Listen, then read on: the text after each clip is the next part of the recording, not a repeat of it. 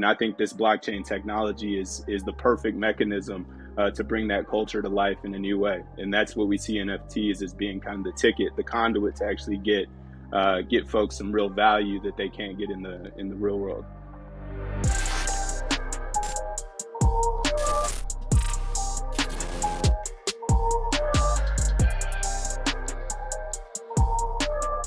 So in a world where most people are talking about AI, everything was about metaverse, a year and a half, 2 years ago, but it seems to have all shifted to AI. What keeps you excited about the metaverse and Web3? Yeah, for me personally, I think just being at the forefront of this new technology, and especially being, from the neighborhood that I'm from, in East Dallas, and people in our community typically get left behind when there are these big jumps in technology. And so for me, it's us having a seat at the table and really shaping that space. I think anybody that calls themselves an expert in the space currently, I think it's not matured enough. And so for us at Lockerverse, we were really excited about how do we infuse culture into the space? How do we do it in a responsible way and really focus on not only the creators, but also their fans and consumers? Really important to us when we jumped in this was, being from diverse backgrounds and being people who are oftentimes left behind in these cultural or technological revolutions, is to really drive the space and really bring our culture to it, and not just, have a seat at the table, to actually build the table. And that's what we set out to do when we decided to make Lockerverse. We said we wanted to make that platform. We wanted to make the highway and the bridge for our people to be at the center of this technological revolution. And so that's kind of what we're focused on a daily basis. Yeah. And then there are still so many people who are, let's say, not sold about the value of particularly art NFTs. Obviously those among us are obviously so, but there's so many people who are like, well, why would I buy this digital asset when I can invest that money into a physical asset? And my argument is like, look, I have kids, and if you gave I showed my kid $1 versus a Roebuck, they would have a challenge deciding which one they want. Right. And so we're living increasingly digital lives. And why would we not have things that show what we care about in this digital space? Talk about that if you could. And I think an important part there is your child is educated on both of those, right? The physical asset and the digital asset. And I think that's what's really missing from the space, right? If you go back and look at some old clips when there was the start of the internet, people would make fun. It's like, why would you ever stream a baseball game? Have you heard of radio? Right. And so then it was just educating on, what the internet can do. And I think this is just the next evolution of that. It's really the underlying blockchain technology that's important, not so much the tokens or the crypto, but what the underlying technology can really do for fans, for creators. And we hope to continue to shape that. Yeah, could you continue that? Because I want to talk, because when we talk about NFTs, traditionally, we're just talking about art. But NFTs, it could be so many different types of NFTs. And so if you could talk about what matters to you guys when you talk about what the actual technology of the blockchain could do, when you talk about non-fungibility of a token. Our thesis behind this is really about providing utility to people utilizing the NFT and utilizing the blockchain technology to actually deliver something of value to folks. And when you talk about, your child looking at a digital asset and $1 is kind of the same vein. I think it's really important to note, people are spending more time than ever online, and people's digital persona is as important now as their real world persona. And so when people talk about acquiring physical assets, that's great, and we used to look at folks. I remember going to people's houses, they had all these DVDs or VHSs on the wall just taking up space. But then all of a sudden folks were having digital versions of that same content and then streaming the content. And so what we look at is we transition into this new world where your digital persona and your digital assets are extremely valuable. We want to be at the forefront of actually enabling that technology and bringing culturally significant projects to the table. And so, where we feel that there's a big void is a lack of culture in the space. And so we wanted to empower these top tier creators who really do define the culture to bring their assets to life there. And right. And that's what we think is going to shape the space if we have these cultural drivers all in one centralized platform who are able to reach their fans in new and meaningful ways, and then give them access to physical experiences, or give them access to exclusive merchandise and apparel, or maybe content that is behind the scenes. We think about folks like CJ Stroud and him giving access to his top fans in terms of the process he goes through when he's preparing for the NFL draft, or folks like Luis Enriquez, one of the top drivers in music in the Latin entertainment space, him giving access to his fans to this behind the scenes content that you can't get anywhere else.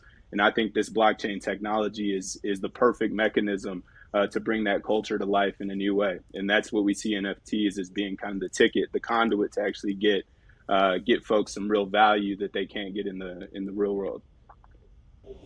Yeah, I want to really, highlight what Lo said about NFT being a conduit, right? So when we go out and talk to talent and try to acquire IP, we say this is just another asset offering for your fans and consumers in a way that, hey, in the future, there will be a permanent digital record of what you provided to them, right? And so Lo laid out some the use cases of utility, but once you explain that, hey, this is really no different from a t-shirt, from a hat, from the opportunity to stream, with Ronnie. This is something that you can create that will live permanently on the blockchain. They instantly get it. And I think that's why we've had a competitive advantage with acquiring some of the talent and IP that we have over the last year. I was going to say one piece to add to that is I think creators are really excited about the royalty aspect of their assets being sold on the blockchain. Because you look at, folks like myself and Trey, we're rabid sneakerheads, right? But let's say we flip a pair of sneakers, the actual person behind that product isn't able to share in the royalty. And so we look at things like NFTs and blockchain technology as enabling those original creators to receive value for the products that they're putting out in the space. And so when we look at, you acquire a CJ Stroud NFT, and that gives you access to exclusive content, experience, merchandise, apparel. When that NFT is sold, CJ Stroud gets to share in the upside and receive a royalty payment for that. But if you're looking at traditional assets, like let's just take that sneaker example, his sneaker got sold one time without being tied to the blockchain, no royalty payment there. And so when we look at empowering creators, especially diverse creators who are oftentimes not able to benefit from the fruits of their work, it's certainly not on a perpetual basis. We think this tool is the perfect mechanism to really create that empowerment. Yeah, I'm not sure if you call it a wallet, but to me, it feels like a wallet that provides me, access not only to my digital assets, but also the communities I belong to. Not just the keys to those communities, but the communities are housed there also. So for the people who haven't experienced Lockerverse themselves yet, describe what spending, 30 minutes or an hour on the technology might be like. Gotcha. Yeah. So at our core, we're a community platform, right? And so the idea is, as a fan, you come and join a community, and once you're in that community, you have the opportunity to either purchase a digital collectible from a particular talent or creator, but then also experience their traditional consumer product goods. What's really important for Lockerverse is we really want to meet folks where they are, right? And so, for example, we had an event at the Celebration Bowl in Atlanta, and we had a QR code up on the screen. We gave away the first ever ESPN digital collectible for a college football game. And what we found is where people started to interact with each other in the app, and then they would meet up in person at our activation. And so we found that to be really, really fruitful. And so if you go into our app, not only will you find your community and find your creators, but you may also have an opportunity to build relationships with people that you might not necessarily have the opportunity to unless you found that person in our communities. When you consider things like the NIL, Carlos, when you think of things like the NIL, name, image, and likeness, and the opportunities athletes particularly have to be rewarded for their talents these days, how does your platform? Let's say I'm a college student or a high school student, and I've got skills, right? I got some game. Talk about what is there for me on Lockerverse to be able to take advantage of, my value in the marketplace.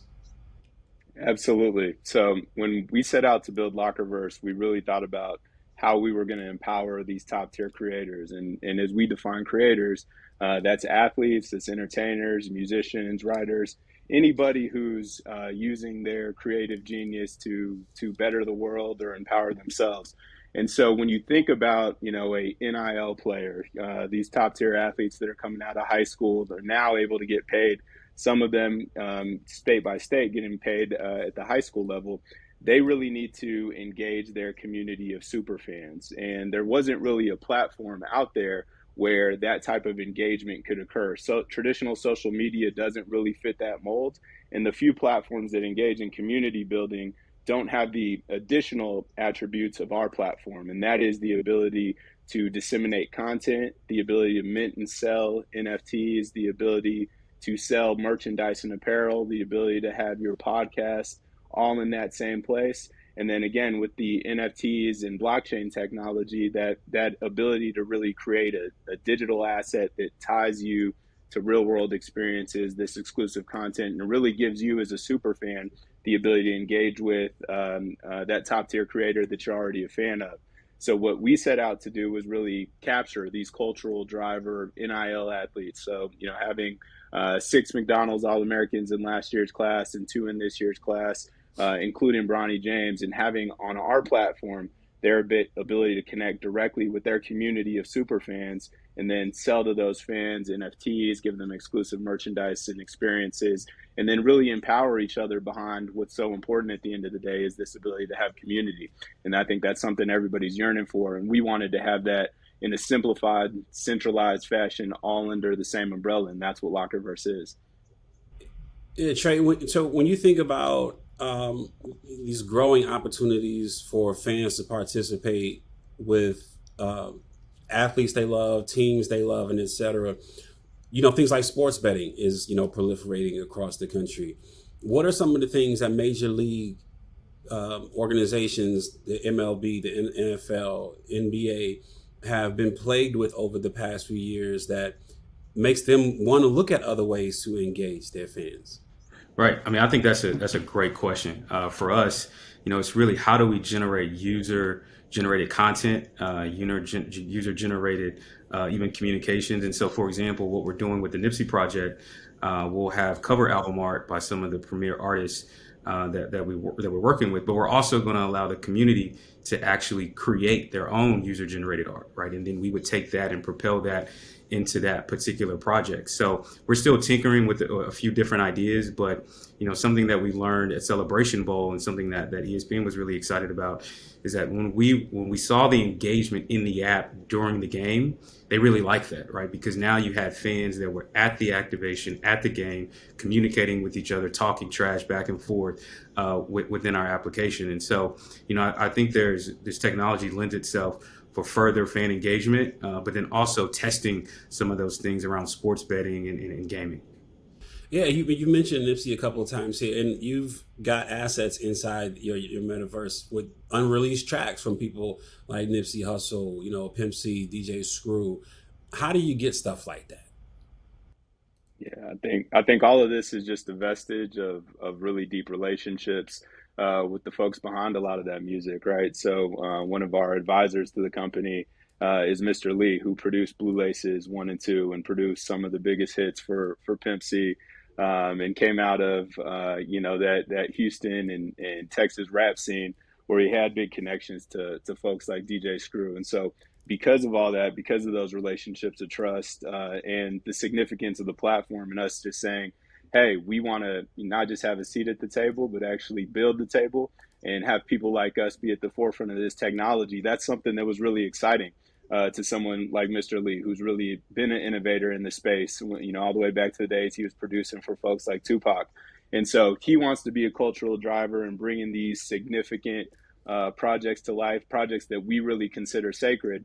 And so I think our perspective on the space, I think our technology, and I think the way that we're going about saying, hey, we want people from our neighborhoods to be able to use this technology and connect to the top tier creators that they're already fans of in these new and significant ways. That was something that was just attractive. And so, we couldn't be more fortunate to have partners like Mr. Lee helping us drive this in the space. But then you look at the other end of the spectrum with these, I don't want to say emerging artists, but artists of a much younger generation. So highlighting folks like Chase B, who said, hey, I really want to be at the forefront of this space too. And some of the things I want to provide my fans is unique access to experiences using blockchain technology and NFTs, but I wanted to deliver to them some value, some significant value.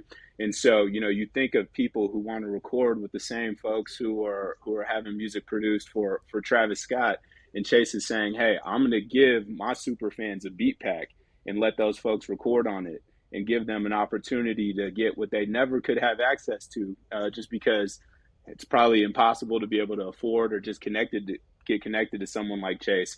But because he understands the value of what this technology is and wants to provide real value to his super fans, he's utilizing blockchain technology and the Lockerverse platform to deliver those experiences and give those super fans and these new creators an opportunity to record over beats produced by him that you otherwise wouldn't have access to. Yeah. And if I can add to that briefly, it's such a new space that I think we were able to secure some of those relationships because of our past as sports and entertainment attorneys, right? Understanding IP. And a lot of times when you enter into a new space and technology, the underlying law is the same. It's really just new terminology. And so once we were able to master that terminology, we could take our legal background, and that allowed creators to really trust us, right? That we would do it the right way. We would be intentional, and we try to, not provide any lift on the talent, right? Because in our former life, we understood, the demands of their main thing, which is music, sport, or art. And so we've kind of taken that experience, combined it with the technology, and that's helped us be competitive.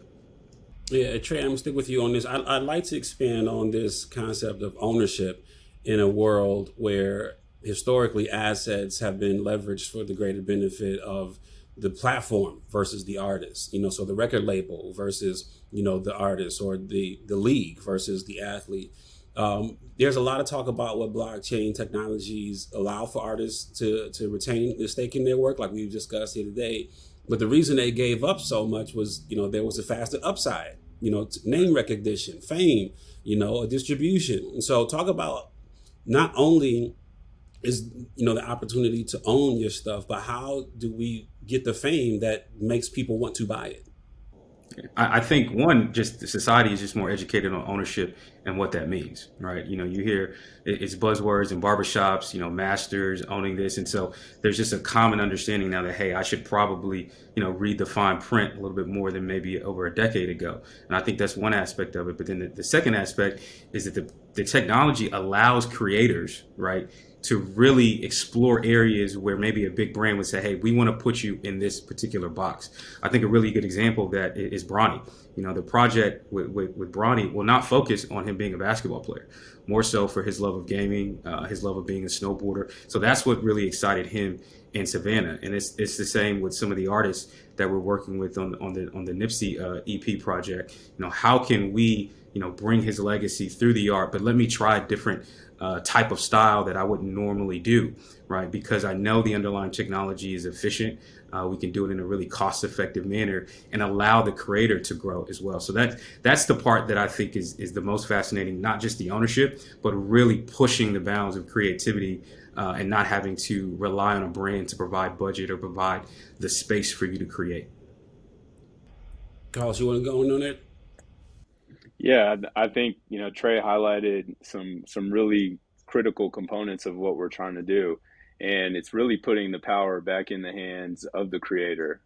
So many times with these traditional platforms, you've got creators providing all of the value, and the platform themselves or the traditional brands behind them receiving all the benefit. This tooling essentially enables folks to flip that model on its head and say, I'm the creator, I'm the one whose genius, whose time, whose work ethic, whose lack of sleep has gone into creating this product that my super fans want to be a part of. And instead of the platform themselves or the brand being the one that receives all the benefits, those individual creators are able to take back some ownership in that. And I think that's something that's something Trey and I talk about every morning when we have our one-on-one meeting is how do we ensure that we're giving more value to the creator, empowering them with tools, with access, with an ability to connect with that community of super fans. And I think if we continue to stay laser focused on that empowerment of creator piece, we're going to find tremendous success and enable these creators to continue to find tremendous success. Yeah, let's go a level deeper, because we think about the concept we just talked about, record labels selecting who's going to be the rising star, or social media platforms determining who's going to get access to the feed. How do you think about who you decide to partner with from a brand ambassadorship? It's one thing for me to sign up for an account and put my assets up, but how does Lockerverse think about, we want to partner with these athlete, these specific ones? How do you make that analysis internally of who you want to wear the Lockerverse, franchise? Yeah, for us, the first thing we look at is, do they have an interest outside of what they're known for? Right? And then the second thing is, what story do they want to tell? And how does that story align with our thesis and our ethos, which is cultural defining stories, right? So when you look, hey, you signed Bronny James, obviously that's awesome, but we also signed Morehouse College, right? And what story do they want to tell? How does Morehouse look going into the metaverse and going into the future? And so what we try to look at is, we call it franchisable IP, and say, hey, how can this impact so many different people regardless of where they are, and then what story are we trying to tell? And I think we've done a great job of identifying that talent early on. We didn't go out and just say, hey, let's go with the individuals that have the biggest names or the biggest followings. And I know we mentioned quite a few of those folks, but if I can, I'd mention Bianca Pestel, who's a Hebrew Brandley protege. She's under 10,000 followers on Instagram, but she consistently is talking about the story that she wants to bring to life of her characters, right, and being Black in Chicago and that art. And so we thought, hey, let's partner with her. She has a lot of interesting views that we can't wait to share, and I'll save that for the project. But we really kind of dig under the rock and see what we can find. What I love about what you're doing is it's a real startup, and like when you think about what you could build versus what you could partner with other people to build and plug in, even from like on the merch side, there's a Shopify partnership. And so I think about, you could have built your own e-commerce platform, but speed matters, these days, and focusing on what actually matters is more important than things that are, add-ons or, amenities or such as a thing.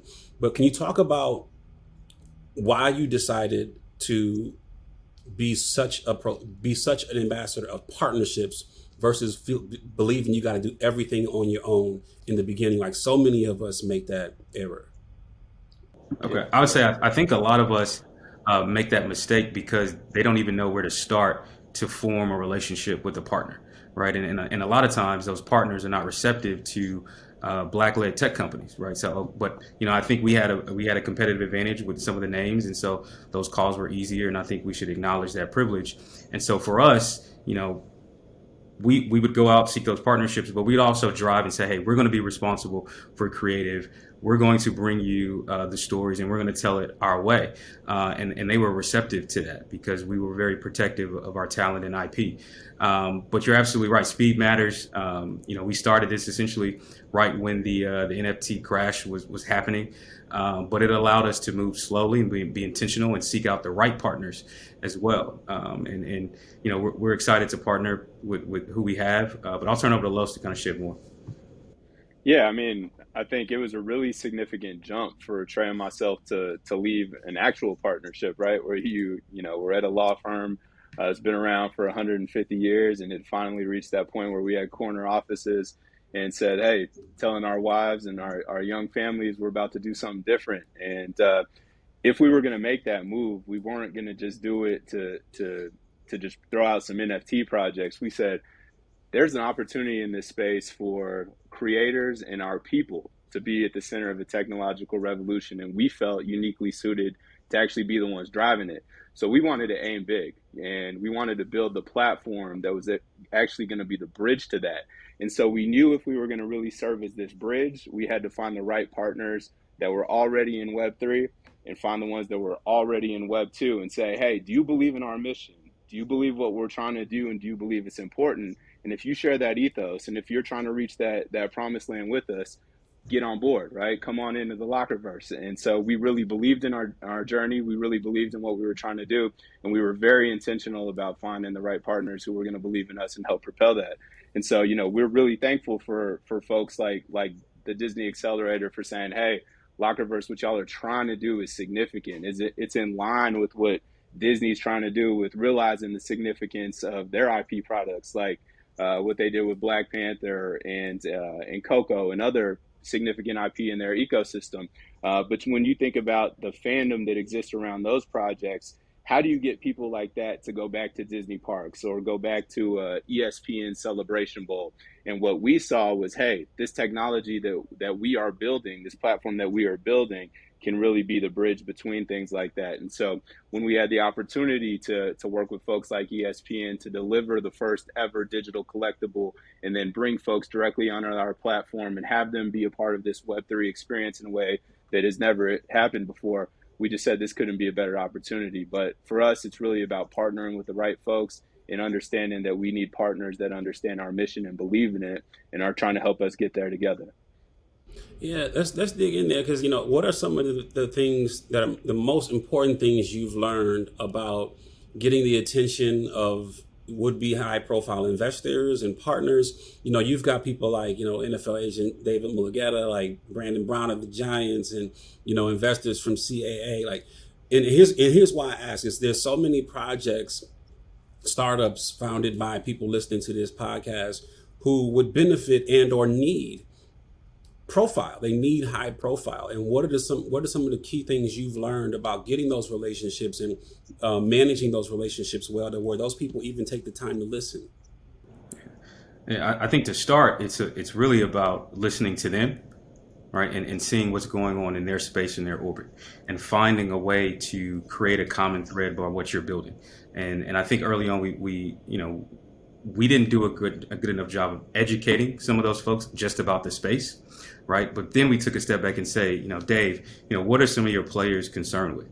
What are they focused on? What do they want to do? And then we would listen to those answers and then plug that into what we were trying to build. And then we would go back and explain it.